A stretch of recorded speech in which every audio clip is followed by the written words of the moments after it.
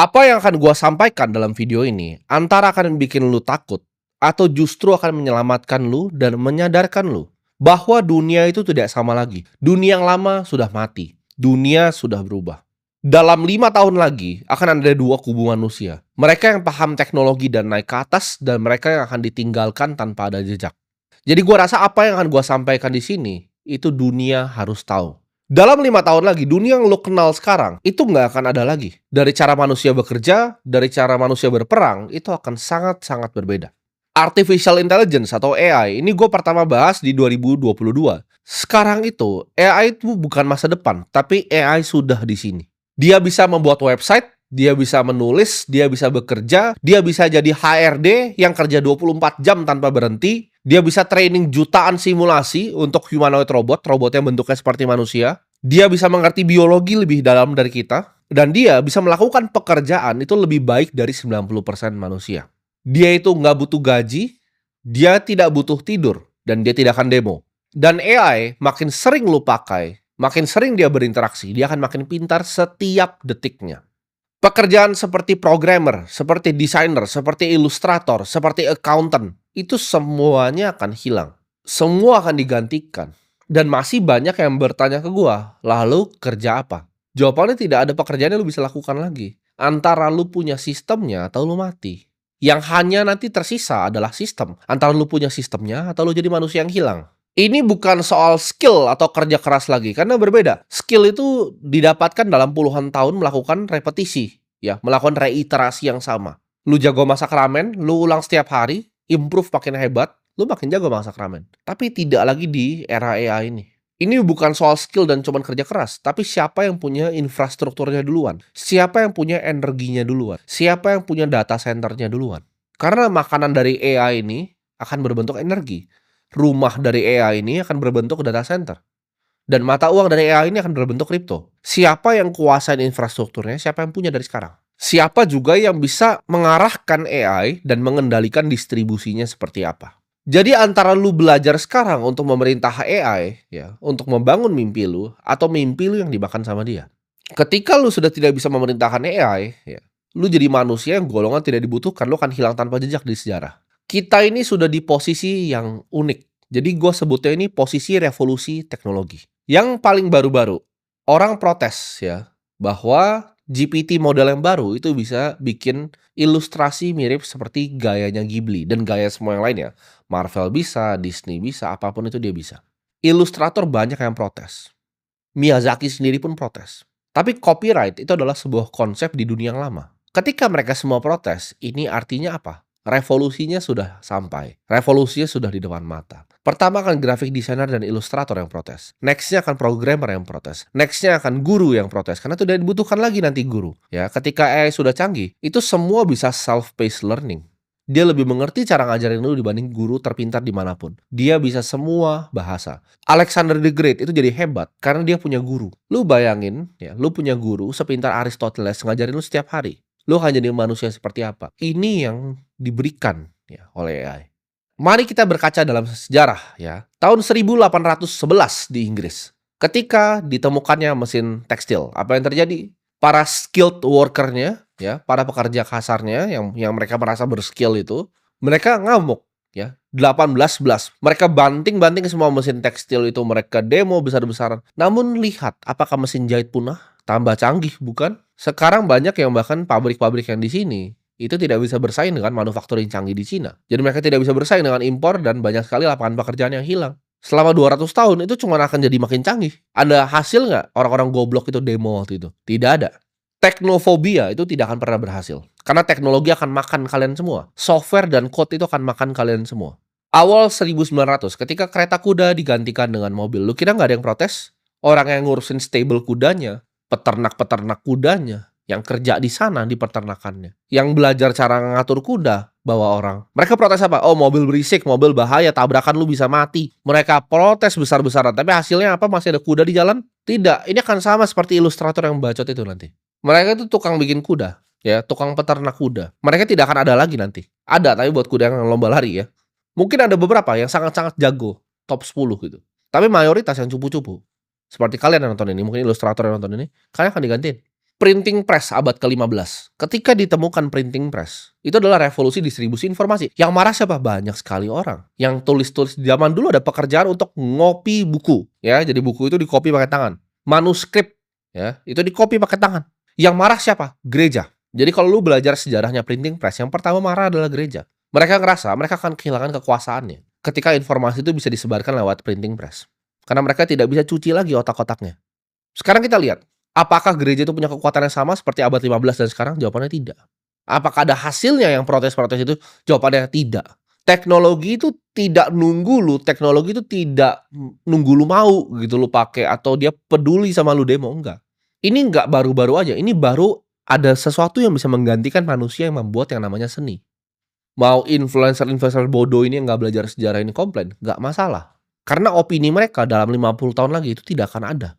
Seperti orang-orang yang protes kuda tahun 1900, 1811, abad ke-15. Ini akan dilupakan, dan orang-orang bodoh seperti ini akan dilupakan dalam sejarah dan ditertawakan dalam 100 tahun lagi. Nanti akan ada orang yang bikin video seperti ini, udah di metaverse tuh, ketawain orang-orang kayak gitu. Tapi lu kira itu seni itu baru sekarang terdisrupsi?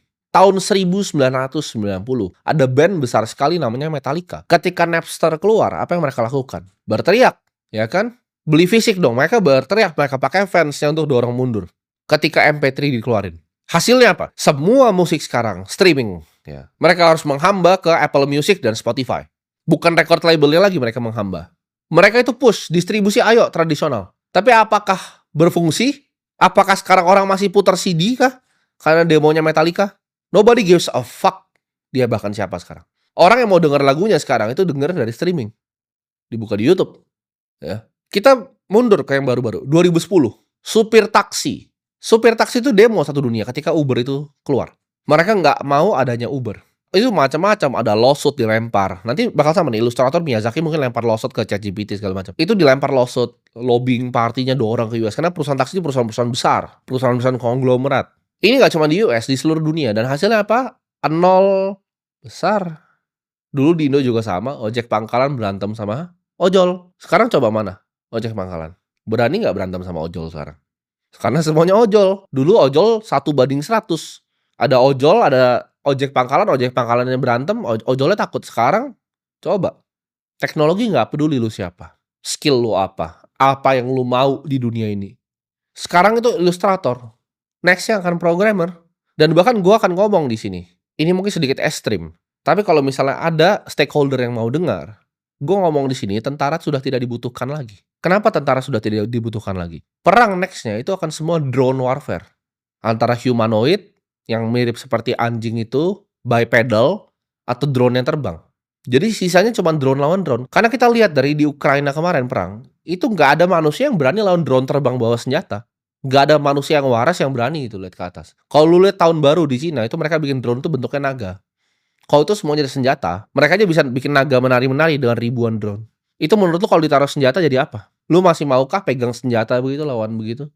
Teknologi sudah berubah. Jadi perang itu akan sangat berbeda ya. Misalnya contoh, Malaysia perang sama Singapura. Drone-nya akan dua-duanya keluar. Drone-nya akan lawan-lawanan. Ketika misalnya drone-nya Malaysia kalah, Malaysia harus langsung menyerah. Karena udah nggak dibutuhkan manusia lagi untuk bahkan men-settle dispute seperti peperangan. Jadi ke depan dunia ini akan sangat berbeda. Lu antara jadi korban dari teknologi seperti orang-orang yang protes, atau lu jadi tuannya dari teknologi, ya, yang bikin pabrik tekstilnya. Ini akan gantiin 40% loh, ya, dalam 2030. 40% pekerjaan lu akan semua digantiin. Jadi dari 280 juta penduduk Indonesia, 40% nggak akan punya kerjaan lagi di 2030. Sekarang pun udah mulai. Ini wave-nya akan mulai ya. Ketika humanoid udah mulai di shipping 2 tahun lagi, wave-nya akan mulai. Dan ini akan PHK, after PHK, after PHK. Perusahaan besar pilot, PHK, dan PHK. Antara lu bisa leverage ini untuk meningkatkan produktivitas atau digantikan, tidak ada di tengah. Zaman sekarang, perusahaan dengan karyawan yang sedikit itu bisa berkompetisi lawan perusahaan yang besar sekali. Perusahaan dengan 10 orang itu mungkin bisa menang lawan perusahaan dengan 1000 orang. Kalau perusahaan yang 10 orang, 10-10-nya itu paham cara menggunakan dan utilisasi AI. Cina itu akan menang ya dalam game manufaktur. Jadi kalau kalian mau berinvestasi, gue sarankan jangan berinvestasi di perusahaan robotik di US. Perusahaan-perusahaan menurut gue ya, seperti Vigo Robotics, seperti Tesla, itu akan kalah ke depannya dengan perusahaan-perusahaan Cina. Ini semua akan dibantai sama Cina. Teknologi memang US yang menang. Tapi kalau kita ngomong manufacturing, tidak ada yang akan pernah bisa kalahkan Cina. Jadi kalau misalnya kita lihat figure robotics itu valuasinya tinggi, nanti kalian lihat perusahaan-perusahaan dari Cina yang rising dalam 5 tahun lagi itu akan luar biasa besar. Perang antara negara menurut gua nggak cuma akan drone, ya. Sistemnya akan cyber. Mereka akan matikan infrastruktur penting di negara. Contoh, telco tower dimatiin. Mereka serang ledgernya bank besar di negara lain. Akibatnya apa? Orang panik. Orang nggak bisa akses nanti. Semua akan serangannya lewat cyber. Mereka akan pakai ya sosial media seperti TikTok, seperti Facebook, seperti Instagram. Untuk apa? Untuk propaganda orang-orang goblok ini. Manusia-manusia yang IQ-nya dangkal ini, itu akan dipropaganda lewat sosial media sampah ini. Ya, jadi perangnya itu nggak cuma fisik, tapi digital. Pertama itu cyber, melemahkan infrastruktur. Kedua itu akan lewat media propaganda. Dan kalau kita ngomong perang fisik, itu semua akan dilakukan oleh drone. Dunia medis itu akan berubah juga dengan adanya AI. Ya, mereka bisa lakukan jutaan simulasi yang kita tidak pernah bisa lakukan dulunya. Karena kalau kita ngomong secara keilmuan, biologi itu ketinggalan jauh sekali dengan yang namanya fisika. Fisika itu precise ya, hukum matematikanya. Sedangkan biologi sampai sekarang kita itu hanya tahu sangat sedikit tentang manusia. Kita ketinggalan sekitar ratusan tahun kalau ngomong antara fisika dengan biologi. Satu sel ya, itu interacting miliaran ya molecules. Yang kita belum paham. Kenapa? Karena keilmuannya itu gue sebut di sini adaptif ya dan non-linear. Jadi kita belum bisa figure out biologi. Kebanyakan dari operasi kita itu cuman belek dan keluarin sesuatu. We don't know shit about cell. Kalau fisika itu adalah hukum matematika yang pasti, biologi adalah mapping data yang berantakan. Dan kita ngomongin di sini soal probabilitas kalau biologi. Di dunia AI ini kita baru pertama bisa figure out. Makanya gue kemarin pernah share juga di Instagram story gue language model yang baru ya, yang bisa melakukan genomics LLM-nya. Ini akan bikin biologi maju ratusan tahun. Ini akan bikin biologi bisa catch up dengan fisika. Breakthrough fisika itu udah lama. Ya kalau kita ngomong dari Isaac Newton, kalau kita ngomong dari Albert Einstein, breakthrough-nya tuh sudah lama ya. Sedangkan breakthrough di bidang biologi itu baru. Kalau kita ngomong CRISPR, DNA sequencer, itu baru teknologinya. Akan ada kesenjangan sosial yang terbesar dalam sejarah manusia. Mereka yang bisa pakai dan mereka yang tidak bisa pakai. Gue percaya kekuasaan negara itu akan melemah ya. Nation state itu akan melemah. Kenapa? Karena pertama kali dalam sejarah manusia, manusia individu seperti gue itu bisa punya uangnya sendiri yang tidak bisa diambil dan tidak dibuat oleh pemerintah. Para teknokrat yang memiliki teknologi ini, on-ramp off-ramp-nya, ya, memiliki teknologi OTC-nya itu akan menguasai dunia.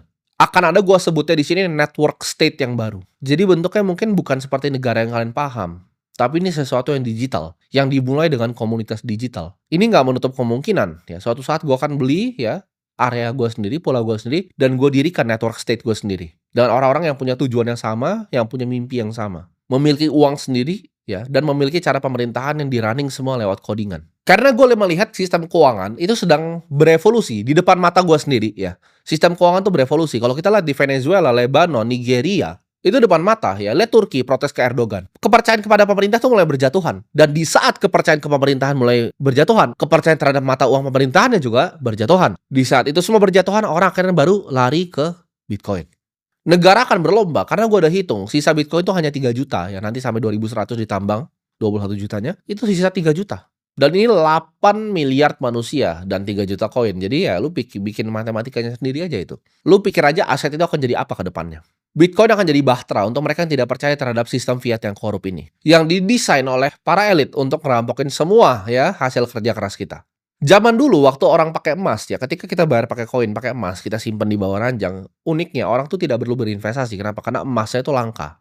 Unik kan sekarang, dokter itu harus jadi hedge fund manager, dokter harus jadi investor. Kenapa begitu?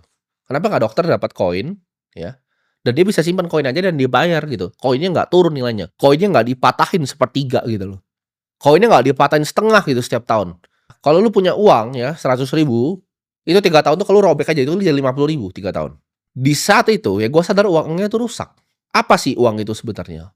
Uang itu kan adalah sertifikat. Kalau kalian punya emas di bank dulu zaman dulu, oh, ini bisa ditukar loh untuk emas. Terus sekarang udah nggak ada emas, terus ini apa? Kertas. Kertas apa? Sampah. Nggak ada gunanya. Nah di saat orang-orang percaya seperti itu, ya di Turki, Venezuela, hyperinflasi, Argentina, bentar lagi peso, orang baru akan lari ke mata uang yang lebih benar. Mayoritas orang akan menolak ini dan skeptis. Ya gue nggak masalah, gue nggak peduli juga. Tapi gue bilang di sini itu bukan kewajiban lo untuk sadarin semua orang. Tapi at least keluarga-keluarga terdekat lo sadarin. Dengan apa? Ya simpel, lo share video ini ke mereka. Keluarga inti lo, ya orang-orang terdekat. Selamatkan mereka. Kalau lo nggak mau selamatkan tetangga-tetangga lo yang lain. Jadi di saat badai datang, lo ingat siapa yang kasih tahu lo apa yang akan terjadi. 1861, emas itu terbang. Terjadi apa? Betul, US Civil War. 1914. Emas terbang luar biasa. Kenapa? Franz Ferdinand ditembak. Mulai Perang Dunia I. 1939, emas itu juga naik. Kalian tahu kejadiannya apa? Hitler tuh invasi Polandia. Perang Dunia Kedua. 1970 ketika Nixon ya cabut fiat itu dari gold standard, emasnya justru naik. Krisis. 2001 emas itu naik. .com bubble. Nggak cuma .com bubble, tapi kejadian 9/11. Pemburuan Osama bin Laden dilakukan. Ayo, gue pengen kalian tebak kapan emas itu naik paling tinggi dalam 5 tahun lagi. Itu gue ngomong tadi dalam skala 5 tahun semuanya. Naik paling tinggi dalam 5 tahun. Jawabannya adalah sekarang. Buat lo orang-orang bodoh, emas itu naiknya sekarang. Jadi lu udah tahu kan nextnya bakal ada apa. Gue ngomong ini bukan berdasarkan ngasal ngemeng, tapi data, fakta, dan angka. Ketika emas naik signifikan dalam 5 tahun, itu selalu ada hal jelek terjadi di bumi ini. Jadi kita tunggu aja 2030 buat yang nggak percaya dan yang mau dengerin gue. Jadi kalau lu mau dengerin gue, stop lakuin apapun yang lu sedang lakukan sekarang. Fokus ya. Belajar 2 hal. Satu itu adalah artificial intelligence, kedua adalah mata uang digital, yaitu kripto. Karena ini dua-duanya ini akan jadi bahtera yang nyelamatin lu ke depannya. Kepintaran digital dan uang digital. Semua yang lain selain itu lu buang ke tong sampah. Selamatin diri lu dari sistem fiat yang cuma akan kerampok semua hasil kerja keras lu. Solusinya apa? Pakai AI sebagai alat. Ya pakai kripto sebagai tempat penyimpanan store of value lu. Fokus ya di belajar gimana caranya prompting language model. Belajar gimana caranya lu nge-stacking ya AI agent. Lu tumpukin itu. Edukasi diri lu tentang teknologi blockchain. Edukasi diri lu tentang gimana caranya running node Bitcoin. Edukasi diri lu tentang gimana caranya simpan Bitcoin lu, self custody. Pelajari secara mendalam teknologinya itu seperti apa. Jadi waktu lu nggak lama ya, hanya 5 tahun lagi untuk menuju 2030.